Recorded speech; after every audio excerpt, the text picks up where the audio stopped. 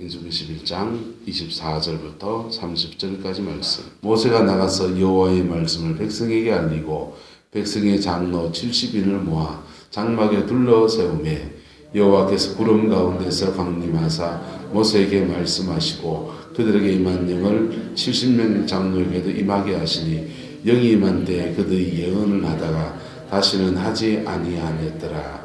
그 기명된 자 중 엘닷이라는 자와 메닷이라는 자 두 사람이 진영에 머물고 장막에 나아가지 아니하였으나 그들에게는 영이 임하였으므로 진영에서 예언한지라. 한 소년이 달려와서 모세에게 전하여 이르되 엘닷과 메닷이 진중에서 예언하나이다 하며 택한 자 중 한 사람 곧 모세를 섬기는 눈의 아들 여호수아가 말하되 이르되 내 주 모세여 그들을 말리소서. 모세가 그들에게 이르되 내가 너를 두고 쉬게 하느냐.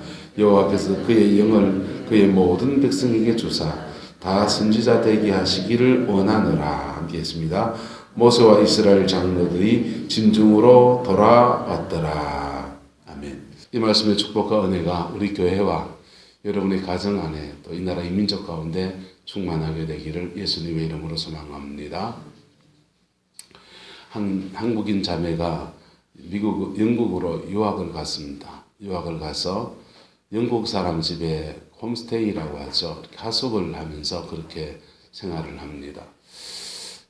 그 당시에는 한국인 교회가 없는 때이기 때문에 이 자매는 그냥 교회를 가는데 영어로 된 찬송가, 영어로 된 설교, 또 영어로 된 예배를 함께 이렇게 드리면서 근근히 신앙생활을 하는 겁니다. 영국 교회가 이렇게 영적으로 굉장히 침체해서 사람들도 별로 없고 썰렁한 예배당에서 그렇게 예배하고 또 학교 와서 공부하고 집에 와서 생활하는데 어디 가서 말 하나 붙일 데가 없고 생활하는 것도 힘들고 공부하는 것도 힘들고 마음을 나눌 데도 없고 답답한 마음이 이루 말할 수가 없습니다. 하나님 앞에 예배하는 것이라도 제대로 되면 마음이 위로를 받을 텐데 예배마저도 제대로 되지 못합니다. 그래서 이 자매가 한국으로 꼭 돌아오고 싶다고 엄마한테 편지 씁니다. 엄마, 나 한국에 돌아갈 거야. 공부고 뭐고 다 때려치우고 한국으로 돌아갈 거야. 여기서 못 살겠어. 그렇게 편지를 썼어요. 편지를 써놓고 난 뒤에 이 자매가 이렇게 돌아가기 너무 그런 겁니다. 그래서 하숙집 주인이 어디 나가고 난 뒤에 문이란 문을 다 걸어 잠아놓고 하나님 앞에 자기 방에서 울기 시작했습니다. 울고 울면서 하나님 나는 왜 이렇습니까? 난 왜 이렇게 약한 존재입니까? 하면서 펑펑 울기 시작했습니다. 펑펑 울면서 기도하다가 방언을 받았어요. 방언을 받고 또 울면서 기도하다 보니까 막 기쁨이 오기 시작합니다. 그래서 온 집안을 뛰어다니면서 춤을 추고 그럽니다. 그리고는 막 너무너무 넘치는 은혜가 오니까 다시 용기가 생겼습니다. 다시 편지를 찢어버리고 다시 편지를 썼습니다. 엄마 걱정하지 마세요. 나 여기서 하나님을 만났어요. 성령은 여기도 계십니다. 하나님 안에서 여기서 승리하고 내 인생을 멋지게 한번 살아보겠습니다. 그렇게 편지를 썼다 합니다. 여러분, 우리가 늘 예배합니다. 우리가 늘 하나님 앞에 나와서 예배하고 원래도 성경을 일독한 분들에게 우리가 상을 주기로 했는데 세 분이 일독을 했다고 저한테 연락이 왔어요.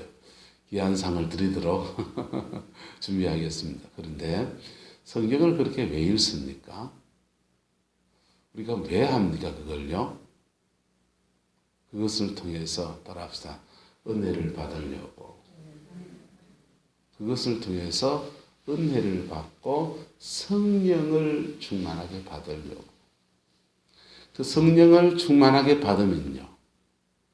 내 환경이 어떠하든지 내 삶의 자리가 어떠하든지 그것을 딛고 일어설 수 있는 능력과 용기가 그에게 주어지는 겁니다.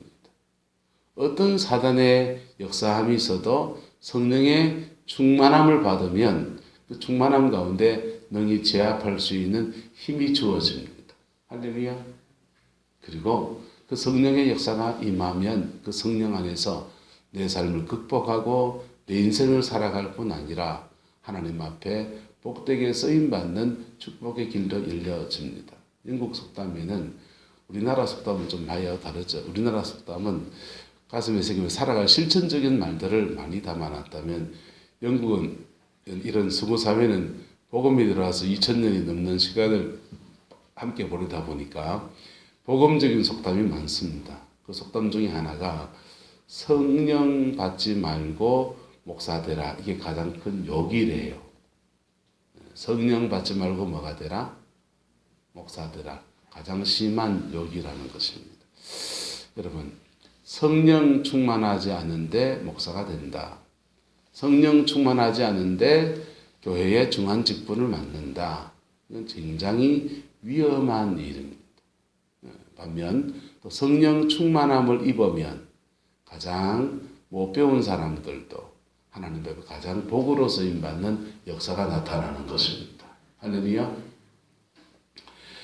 이렇게 성령의 역사가 너무나 소중한데 이 성령의 역사가 한 개인의 인생만 바꿀 뿐 아니라 민족과 세계의 운명도 이렇게 바꾸어 버립니다.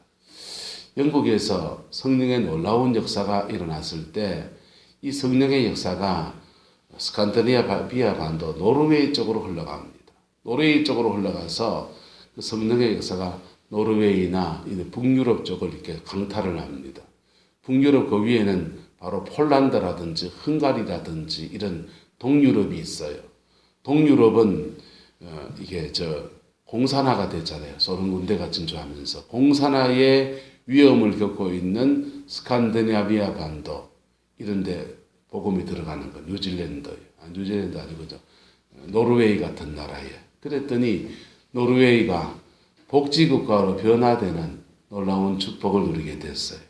공산화의 위험을 넘어서서 복지국가로 나갈 수 있는 발판이 만들어졌습니다. 이 성령의 역사가 영국에서 시작된 성령의 역사가 노르웨이로 갔다가 노르웨이에서 독일로 들어가려고 합니다. 독일로 들어가나 하는데 독일 교회가 이걸 거절합니다. 독일 교회는 그 당시에 리처리라고 하는 신학자가 중심이 되어서 자유주의 신학이 판을 치고 있을 때입니다. 성경에 기적이 있는 것은 그 당시 초대교회 사람들이 그런 종교적인 미신적인 성향이 있어서 그걸 기록해 놓은 거지 실제로 그거 있는 것도 아니다. 이런 거 주장하는 학파예요. 그런 분들이 성령의 역사를 그렇게 썩 반가워하지 않고 이상한 집단들이라고 광신자 집단이라고 그들이 거절합니다. 그리고 거절한 결과는 굉장히 참혹스럽습니다. 그 성령의 역사를 거절한 독일 교회가 한참 지나서 독일 땅에 히틀러라고 하는 괴물이 발생합니다. 독일 교회가 이건 아니야 라는 것을 알았어요. 히틀러 이건 아니야 알았습니다. 그러나 독일 국민들이 열광적으로 히틀러를 환호하는 그 흐름 앞에 교회가 아무런 거기에 반대할 수 있는 목소리를 낼 수 있는 힘이 없는 겁니다. 교회가 성령 안에서 가져야 될 힘과 파워와 능력과 권위가 상실해서 신학적으로 굉장히 뛰어나서 독일 신학이 굉장히 훌륭하다 평가를 합니다. 신학적으로 굉장히 훌륭하지만 성령의 능력을 잃어버린 교회는 그 세상이 죄로 흘러가고 온 세상을 전쟁터로 몰고 가는 그 흐름들을 막아낼 힘이 없었던 거예요. 여러분, 우리나라도 복음이 들어오고 성령 운동이 좀 신비주의적이고 좀 이단적인 부분도 있어서 사실은 한국교회에 어려움을 끼친 것도 있지만은 그러나 그 기도의 역사 안에서 이만큼 이 나라를 일구어왔고 이 민족의 교회를 일구어왔습니다. 오늘 시대에 다시 회복해야 될 은혜는 바로 성령의 충만함인 것입니다. 할렐루야. 오늘 이스라엘 백성들의 70명의 장로님들이 성령께서 구름 가운데서 강림하사 성령이 그들에게 임하는 역사를 경험하게 됩니다. 성령이 충만하게 임해서 그들이 이렇게 예언을 합니다. 여러분, 성령 충만하면 사람마다 나타나는 은사가 똑같다 다르다? 달라요. 똑같지가 않습니다. 무당들의 세계에는 이렇게 장군보살 이렇게 써붙여 놓은 데는 그거는 이제 아주 능력, 힘을 가진 그런 무속의 영이 주관하는 그런 세계들이에요. 처녀보살 이런 데 써놓은 데는 예언하는, 점치는 집단들입니다. 근데 성령께서 우리에게 임하시면 우리 안에서 그의 성령론을 좀 얘기해야 되겠네요. 성령께서 우리에게 임하시면 우리의 그 혼의 지, 정, 의 이 세 영역에 성령의 역사가 강하게 임합니다.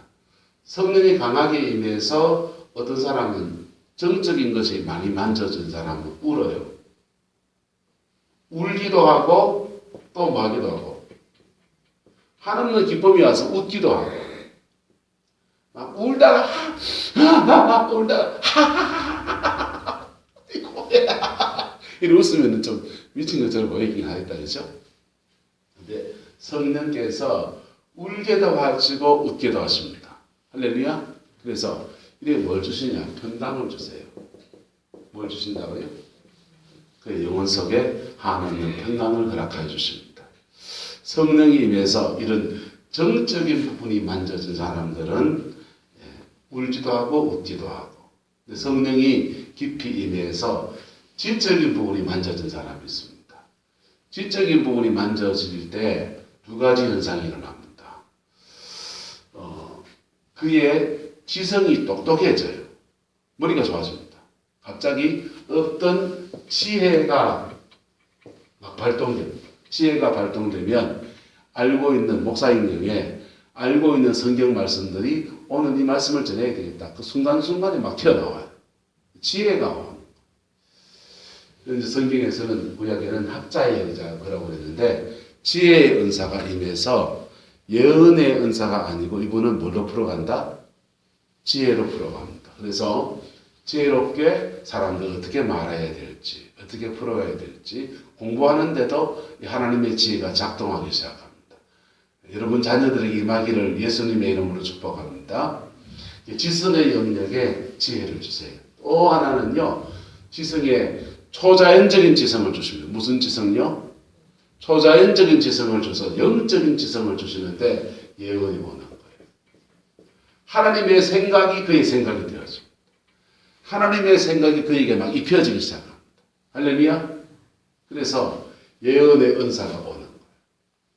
그래서 어떻게 풀어가야 될지 지혜도 오기도 하고, 때로는 그 일들 가운데 하나님이 어떻게 이끌어 가실지에 대해서 예언적으로 이렇게 풀어주기도 합니다.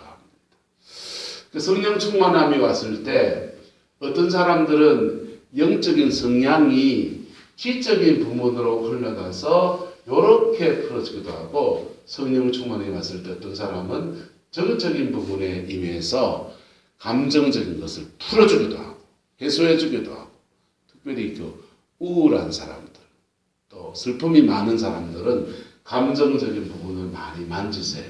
할렐루야. 그 다음에요, 의지적인 부분을 만지시는 사람이 있습니다. 강하게 하나님의 강한 의지가 그에게 임합니다. 그래서 이래서요, 이게 마음에 결심하면 꾸준하게 가는, 사람이 신의를 지키고 우리 그 황시 고집하듯이요, 뭘 하나 고집스럽게 하면 옹고집처럼 꾸준하게 해내는 그 믿음의 은사라 그래요. 무슨 은사요? 믿음의 은사.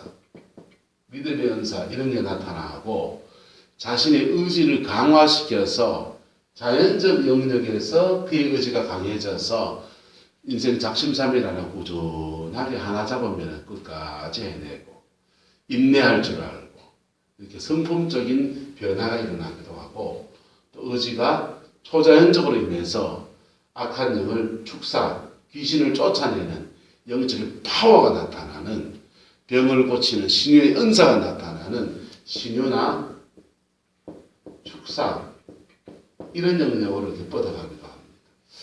어쨌든 성령의 역사가 다양하게 이렇게 흘러가는 거예요.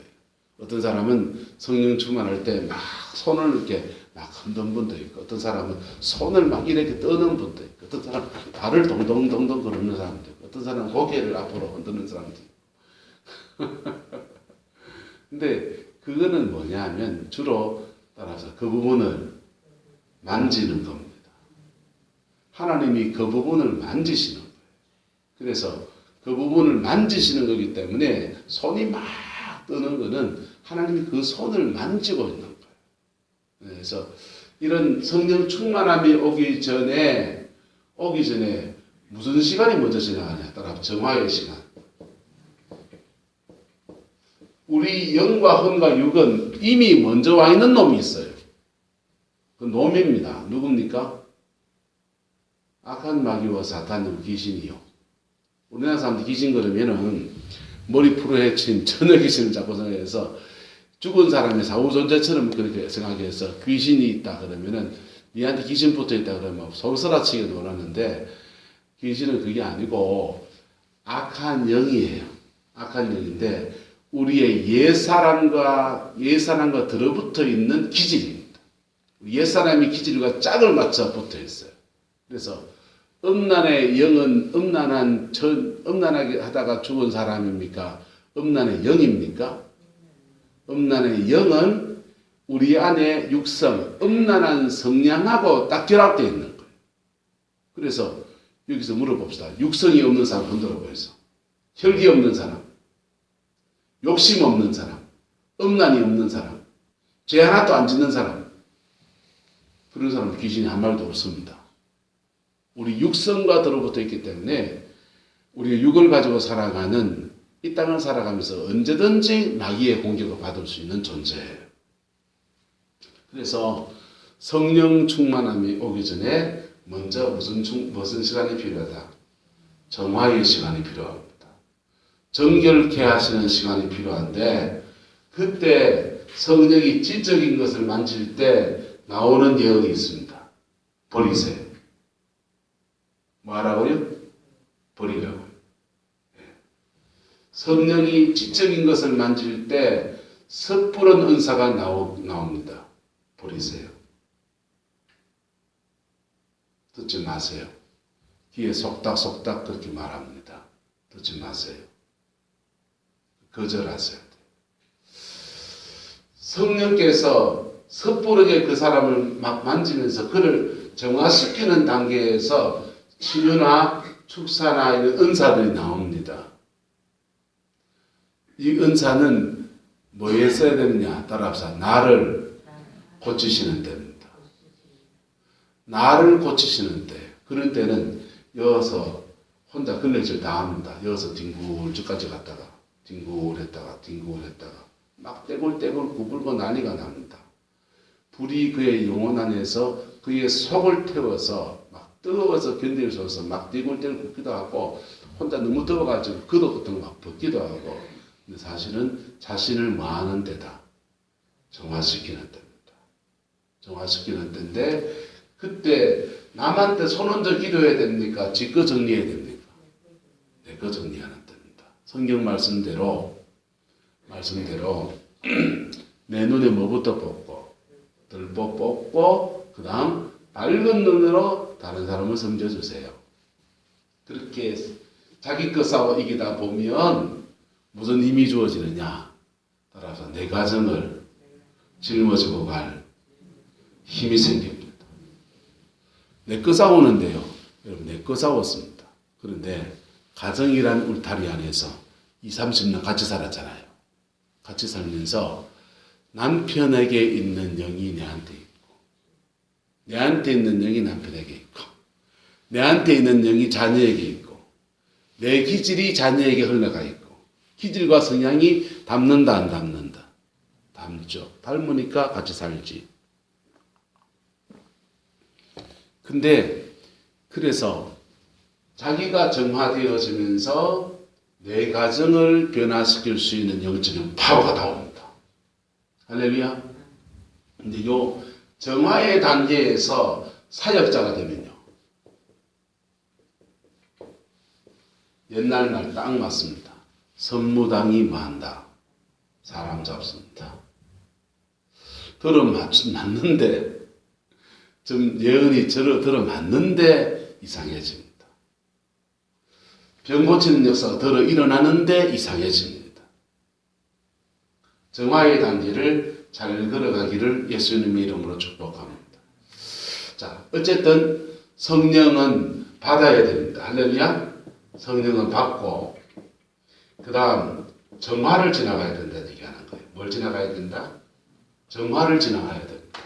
정화되어지면 성령 충만함, 정화 지나가면서 그 다음부터는요. 따라합시다. 유지해야 합니다. 성령 충만을 유지해야 돼. 유지해야 돼. 그런 여정, 받고 정화되고 유지하고, 그리고 더 받을 수 있다 없다? 더 받을 수 있습니다. 더 큰 영적인 고지로 올라서 가는 거예요. 그 여정을 걸어가는 저와 여러분 되기를 예수님의 이름으로 축복합니다. 우리 어깨에는 우리는 지금 큰 짐을 짊어지고 있어요. 코로나 사태가 터져서 전 세계가 지금 아노미 상태에 빠져 있어요. 우리나라 전 세계가 페니실린이라고 하는 항생제가 개발되면서부터 도시화가 됐습니다. 집단적으로 모여 살다 보면 감염병 위험이 크다 안 크다? 더 큰 거죠.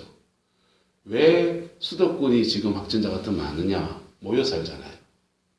아파트 닭장에 모여가지고 병아리도 아니신 분들이 집집마다 한 칸씩 차지해가지고 그 닭장에서 살잖아요. 아파트에 쫙 모여 사는 게 한편 생활에 편리함도 있지만은 사실은 공동생활이라는 그렇게 위험한 거예요. 근데 그렇게 도시화해서 공동생활을 할 수 있는 배경에 뭐가 있냐면 전기도 개발됐죠, 뭐 전화도 개발됐죠, 상수도 시설도 됐죠, 도시가스가 들어왔죠, 생활 편의 시설이 들어왔기 때문에 인터넷이 됐죠, 뭐 이런 것도 있지만은 가장 중요한 것이 뭐냐면 바로 항생제입니다. 백신이 개발되면서 사람들이 질병을 이기면서부터 밀집해서 살아도 되는 그런 시대가 된 거예요. 근데 이 코로나가 사람들을 흩어 사는 것을 요구하는 시대가 됐어요. 새로운 질서 속으로 세계는 들어가야 돼요. 코로나가 내년 한 5월 달까지는 계속 되겠죠. 그런데 5월이 지나면 또 딴 데 올지 몰라요. 왜냐하면 지금은 마지막 때로 가거든. 지금은 하나님이 이 세상을 움직여가는 마지막 때로 가고 있어요. 마지막 때에 기도하는 저와 여러분들을 축복합니다. 마지막 때에 하나님이 기도의 사람들을 일으키는 여정에 함께하고 있음을 축복합니다. 우리에게 더 큰 사명이 있습니다. 마지막 때에 감당해야 될 사명들이 있는 것이죠. 자, 오늘 성경은 장로 70인을 모아서 장막에 둘러 진쳐서 모세에게 임했던 성령을 70장로에게도 임하게 하십니까? 임하게 하시는 거예요. 그들이 예언을 하다가 다시는 하지 아니했다 그랬습니다. 그 김영대 전 중에서 엘닷이라는 사람과 메닷이라는 사람 두 사람이 진영에 머물고 장막에는 나오지 않았습니다. 그들에게도 근데 영이 임해서 진중에서 뭐 했습니까? 예언을 합니다. 한 소년이 달려와서 모세에게 전하기를 엘닷과 메닷이 진중에서 예언을 하는데 어떡하지요? 그러니까 눈의 아들 여호수아가 말합니다. 내 주여 그들을 모아소서 말리소서. 여러분 여호수아 입장에서는 말려야 된다고 생각하는데 말리는 게 맞습니까? 말리지 않는 게 맞습니까? 이것을 말리는 게 맞습니까? 말리지 않는 게 맞습니까?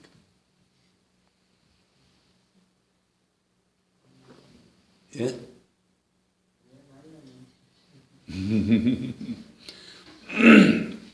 이러는 경우에 말리는 것도 맞고 안 말리는 것도 맞고 말리는 것도 맞고 안 말리는 것도 맞습니다. 보세요. 성령 충만을 받으면 끝입니까? 그 다음 여정이 있습니까? 받고 무슨 과정을 지나가야 된다? 정화의 과정을 지나가야 됩니다. 성령 충만을 받기 전에도 기도하면서 회개해야 된다, 안 해야 된다? 회개하고 받아야 됩니다. 근데 받고 난 뒤에도 그 성령이 그 성령이 우리의 지정의 이걸 만지면서 박혀있던 돌을 튕겨낸다고. 박혀있는 돌을 튕겨내는데 그때 튕겨내는 그놈이 안 튕겨나가려고 우리를 자극해요. 우리를 자극한다. 그래서 순간적으로 엉뚱한 생각을 하게 한다든지 마음을 뺏기게 만든다든지 별일을 다 합니다. 구름포에 처음 와서 예배를 득 드리고 이거 만만치가 않구나. 그 주일날 설교 준비하면서 참 많이 기도하고 준비 안 했습니다. 그래서 낮 예배를 드리는데 막 충만함이 막 오는 거예요. 은혜가 막 쏟아집니다.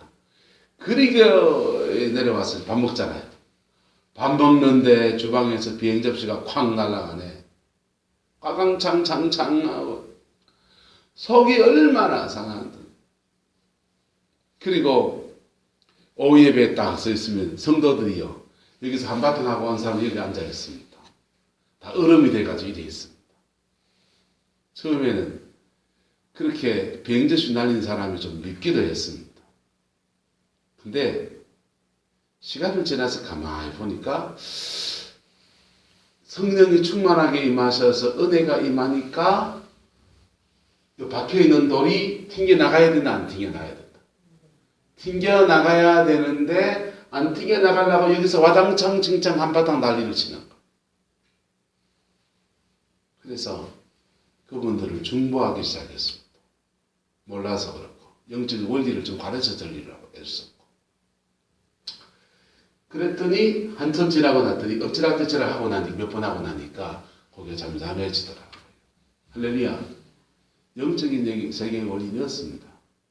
그래서 정화의 과정을 지나가야 되는데 이 정화의 과정은 누가 시켜줄 수 있습니까? 본인은 잘 몰라요. 엘다가 메닷은 지금 모세가 70명을 부를 때 온 사람이다, 안 온 사람이다? 안 온 사람입니다. 안 온 사람이니까 모세의 건의 아래 지금 들어올 사람입니까? 안 들어올 사람입니까? 안 들어올 사람일 수 있습니다. 금지해야 됩니다. 그럼 여호수아의 말이 맞습니다. 왜? 정화의 과정을 지나가지 않는 성령 충만을 경험한 사람 이상하게 되어버릴 수 있습니다. 그래서 정화의 과정을 지나갈 때 멘토가 필요한 거예요. 모세가 멘토가 되고 이들을 지도해서 그 받은 성령의 기름 부음이 그의 인격을 변화시키고 할렐루야. 그 눈에 들보를 뽑아내고 할렐루야. 그 인생을 변화시키고 할렐루야. 그리고 받은 은사 가지고 유지하면서 그의 가정과 그의 삶의 자리를 변화시키는 하나님의 의로운 통로로 쓰임받도록 길을 잡아줘야 되는 거예요. 그러면 진족에서 따로 예언하는 사람을 금지시키는 게 맞다 안 맞다? 그럼 맞죠. 그런데 안 맞다고 보면요. 모세는 지금 이렇게 말합니다. 자, 29절에 모세가 그에게 이르되 내가 나를 두고 뭐하느냐 시기하느냐 여호와께서 그의 영을 그의 모든 백성에게 주사 다 뭐가 되기를 선지자가 되게 하시기를 구하노라. 이렇게 모세는 갈망하고 있습니다. 모든 사람들에게 다 성령 주셔서 다 선지자가 되고 다 신유의 사역자가 되고 축사자가 되고 다 성령 주셔서 그의 영혼 속에 하나님의 평강이 깃드는 그런 사람 되기를 원한다. 그때가 옵니다. 언제 왔습니까? 예수님이 십자가에 죽으시고 난 뒤에 오늘 시대입니다. 할렐루야. 예. 속된 말로 개도 방언할 수 있는 시대가 된 겁니다. 여러분, 성령 충만함이 그때 옵니다. 모세는 멘토가 있거나 없거나 하다 보면 정화가 된다 안 된다? 하다 보면 정화가 된다 이거죠. 근데 고생 좀 합니다. 뭐 좀 한다고요? 고생 좀 합니다. 영을 분별할 수 있는 능력이 없고 영적인 세계를 잘 모르고 그래서 선무당 짓을 좀 합니다.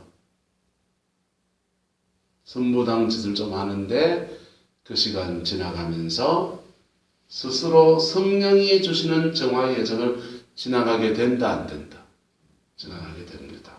그리고 그 유지에 가서 자라가면 하나님 앞에 복되게 세워집니다. 때로는요 된통 당해보고서 멘토를 찾는 사람이 있습니다. 어쨌든 성령을 받고 정화가 되어서 유지해서 하나님 앞에 복되게 서임 받읍시다. 여러분의 남은 생이 되기를 예수님의 이름으로 축복합니다. 한국교회는 지금 성령 충만한 성도와 성령 충만한 목회자 절실하게 필요한 시대입니다. 절실하게 필요한 시대입니다. 교회 역사 안에서 교회가 핍박을 벗어나서 평화의 때, 영광의 때를 누렸던 때가 별로 많지 않습니다. 계속 핍박 중에 있었습니다. 그런데도 핍박 중에 있는 성도들이 성령 충만함만 유지하면 그 시대를 변화시키고 가장 어려운 짐들을 그 시대의 짐을 짊어지면서 그렇게 한 시대를 하나님 앞에 올려드린 너무나 아름다운 일들이 너무 많습니다. 근데 이 코로나 하나의 위험 속에서 우리는 영적인 파워를 잃어버린 한국교회는요 오히려 세상 속의 지탄의 대상이 되어져 가고 있습니다. 여러분 은혜를 회복해야 됩니다. 성령의 역사하심을 회복해야 됩니다. 성령 안에서 새롭게 되지는 그 은총을 우리가 회복할 때 그때 세상 속의 빛도 되고 소금도 되고 세상은 놔두고 따라서 내 가정이라도 살려낼 수 있습니다. 신앙생활 이래 하면서 목사가 돼서 교인들을 이렇게 보면서요 자녀들과 가족들을 신앙 안에 세워낸 가정이 있고 못 세워낸 가정이 있어요. 가장 중요한 특징이 뭐냐 하면요 사춘기 때 애들이 신앙적 고비를 지나가는 그 시기에 부모가 믿음에 서 있었냐 안 서 있었냐 굉장히 중요한 차이입니다.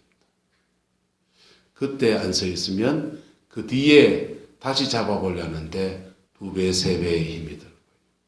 이미 터 자체가 잘못 놓여져 가지고 그걸 뒤엎기가 굉장히 어려워요. 네, 신앙 안에서 있는 분들은요 믿음 안에서 이걸 이렇게 세워나갑니다. 여러분의 가정 안에서 다시 세워가는 은혜가 있게 되기를 예수 이름으로 축복합니다. 기도하겠습니다. 좋으신 아버지 하나님, 주의 나라가 이루어지게 하옵시고 주님의 그 뜻이 이루어지게 하시고 주님의 그 의가 응하여지게 우리 하나님 역사하여 주시옵소서. 엘닷과 메닷에게도 하나님은 성령을 부어주셨습니다. 아버지, 이들을 관용적으로 대하는 모세를 보면서 우리에게도 바다 같은 마음도 허락하여 주시고 또한 성령 안에서 정결의 여정을 잘 걸어서 복으로 쓰임받는 우리의 남은 생이 되게 하나님 역사해 주옵소서. 주께서 함께해 주시기 원합니다. 예수님의 이름으로 축복하며 기도드리옵나이다. 아멘.